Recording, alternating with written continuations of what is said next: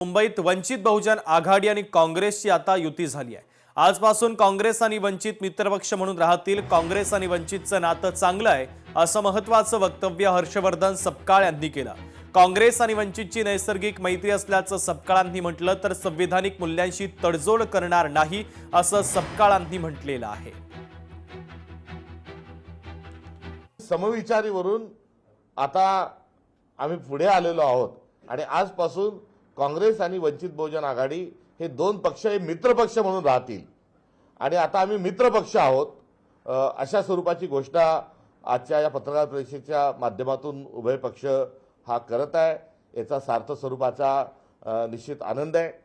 ही प्रक्रिया घडून आणण्याकरता बराच काळ हा गेला, मात्र हरकत नाही, आतापासून एक नवीन अध्यायाला सुरुवात आम्ही करत आहोत आणि ही आजची जी आघाडी आहे ही सत्तेसाठी नाही तर ही विचारांची आहे। आज आम्ही इथे अधिकृत जाहीर करतो की वंचित बहुजन आघाडी आणि भारतीय राष्ट्रीय काँग्रेसमध्ये मुंबई महानगरपालिकेच्या निवडणुकीसाठी आमची युती झाली आहे। या युती अंतर्गत वंचित बहुजन आघाडी 62 जागांवर इथे निवडणूक लढणार आहे। या गठबंधनामध्ये वंचित बहुजन आघाडी आणि भारतीय राष्ट्रीय काँग्रेस यांची मुंबई महापालिका निवडणुकीसाठीची युतीची घोषणा काँग्रेसचे प्रदेशाध्यक्ष हर्षवर्धन दादा सपकाळ आणि वंचित बहुजन आघाडीचे प्रदेश उपाध्यक्ष डॉक्टर धैर्यवर्धन पुंडकर यांनी या ठिकाणी केलेली आहे। त्याबद्दल मी त्यांचे आभार व्यक्त करतो आणि दोन्ही पक्षांचे कार्यकर्ते आणि पदाधिकारी यांचं अभिनंदन करतो।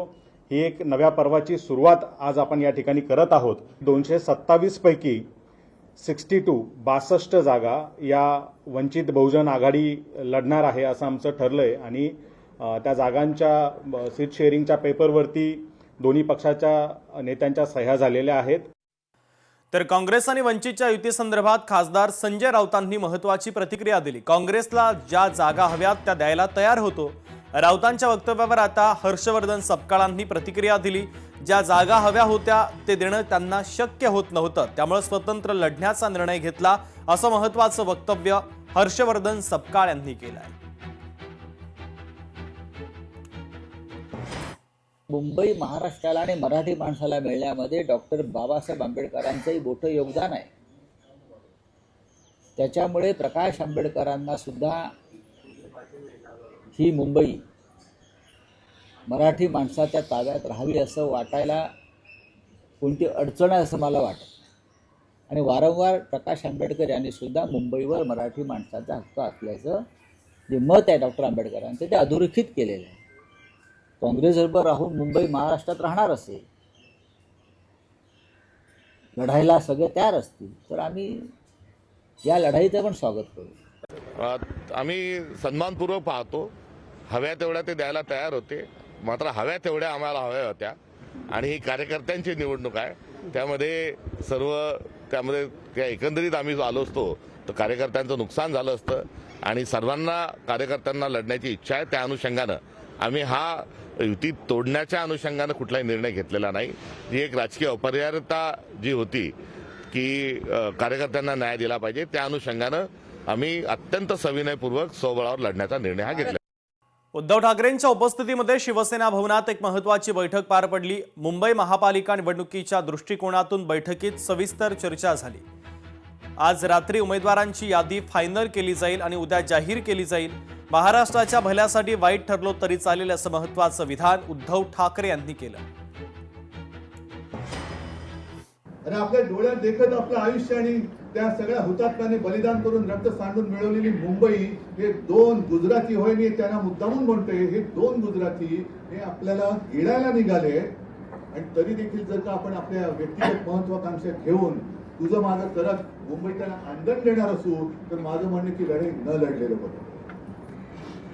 दुफडी करून भांडण्यापेक्षा त्यांना तुम्ही केकवॉक द्या। आजपर्यंत आपला भारतीय जनता पक्षाने तर दुरुपयोग करून घेतला, काँग्रेसचाही अनुभव तुम्हाला आलेला आहे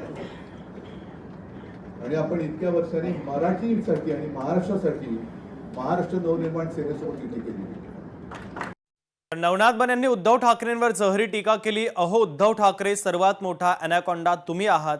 तुम्ही स्वतः औरंगजेब फॅन क्लबचे अध्यक्ष आहात. तुमचा धर्म अफजल खान आणि औरंगजेबाचा आहे. उद्धव ठाकरेंच्या टीकेला भाजपचे माध्यम प्रमुख नवनाथ बन यांनी आता सडेतोड उत्तर दिलं.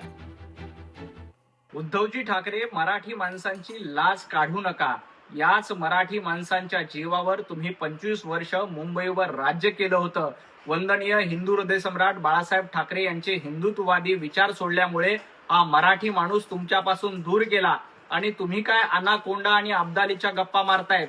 ज्यांनी स्वतःचा पक्ष गिळंकृत केला ते सगळ्यात मोठा अनाकोंडा तुम्ही आहात. आणि अब्दालीच्या भाषा तर तुम्ही करू नका, कारण तुम्ही स्वतः औरंगजेब फॅन क्लबचे अध्यक्ष आहात. तुम्ही महाराष्ट्र धर्माच्या देखील गप्पा करू नका. महाराष्ट्र धर्म म्हणजे विकासाचा धर्म. महाराष्ट्र धर्म म्हणजे मुंबईला पुढे घेऊन जाण्याचा धर्म. महाराष्ट्र धर्म म्हणजे एकतेचा धर्म. तुमचा धर्म हा औरंगजेबचा आणि अफजल खानाचा आहे, हे महाराष्ट्राने ओळखलेलं आहे. लोकशाही मराठी ऐका, पहा, जागरूक रहा.